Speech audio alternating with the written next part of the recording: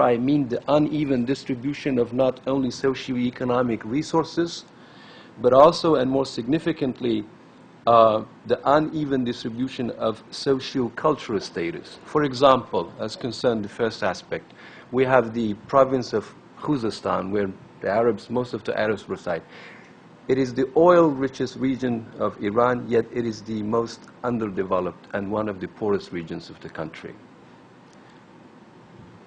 And as to the second aspect, the uneven distribution of socio-cultural status, Persian is the only official language of the country, and Persian is the only language of instruction in the schools, whereas Kurdish, Azeri, Baluchi, and Arabic, the groups speak. Members of the group speaking these languages are not given the ability to have education in their mother tongues. Furthermore, these groups are stigmatized as backward and culturally inferior. So the real problem in Iran is the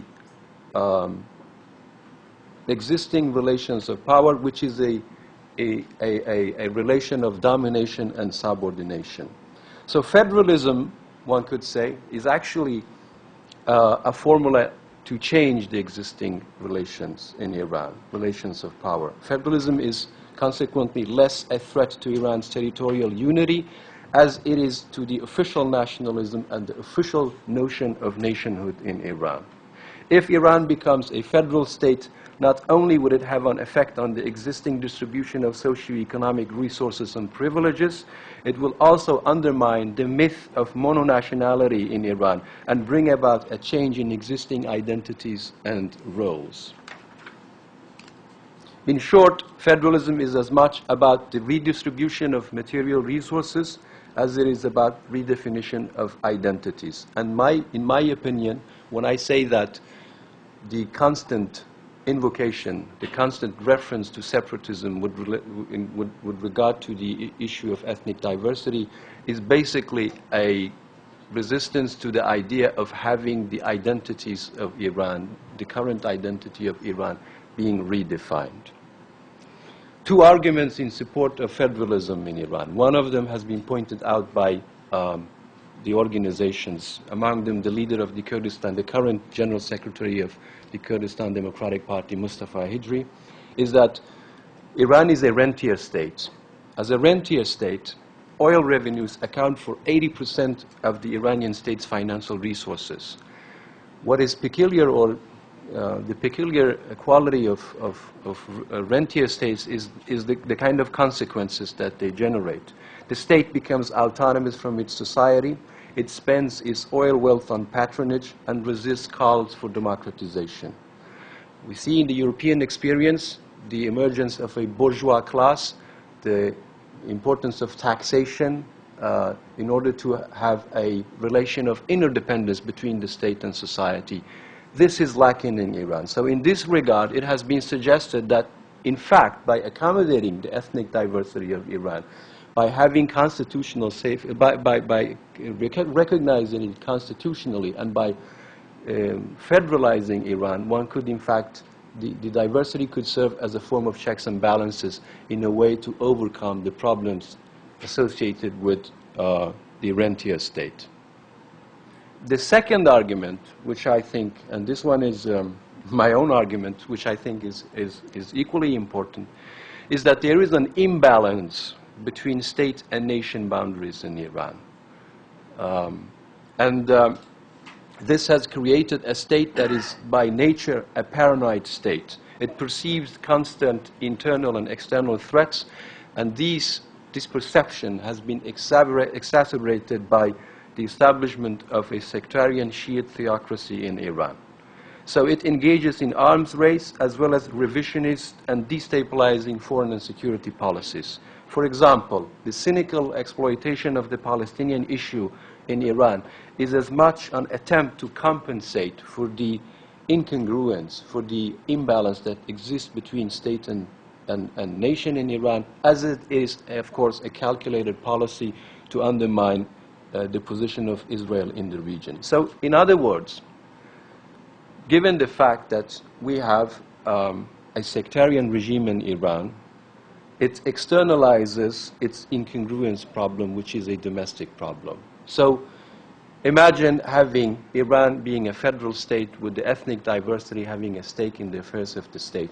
It will serve not only as a checks and balances in the domestic and internal politics of the state, but will also constrain the foreign and security policies pursued by the state. Imagine the nuclear issue.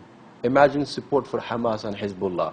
If it were a federal state where the other groups would have a say on the foreign policy, I'm sure if you think of the logical outcome of it, it will certainly be a different policy.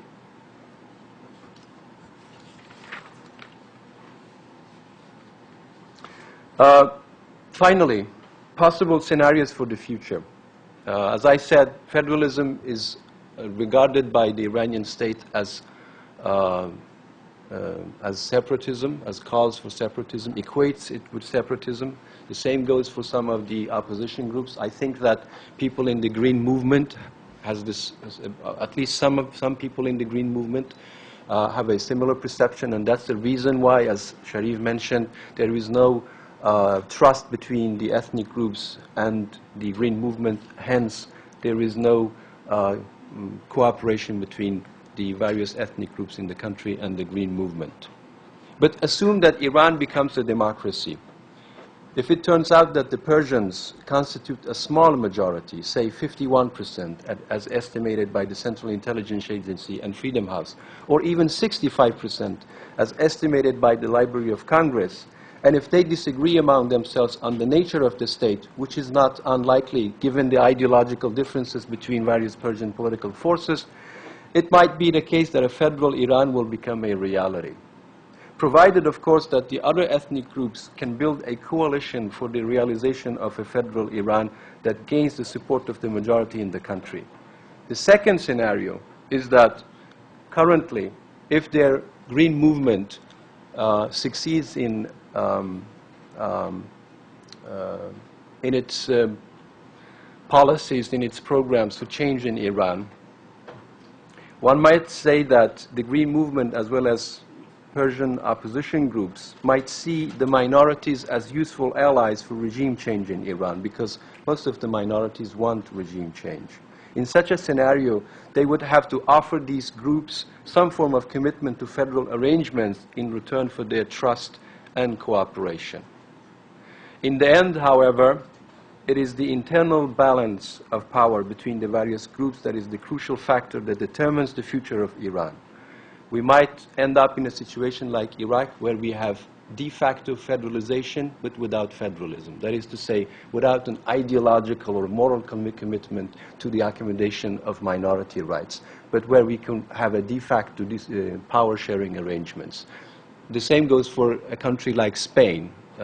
People in Spain avoid the word federalism because they associate federalism with separatism, but we have a de facto federal arrangement in Spain. So these are all possible scenarios, but as I mentioned, and I will repeat, it's the internal balance that will determine the outcome of the future regime, the future state in Iran. Thank you.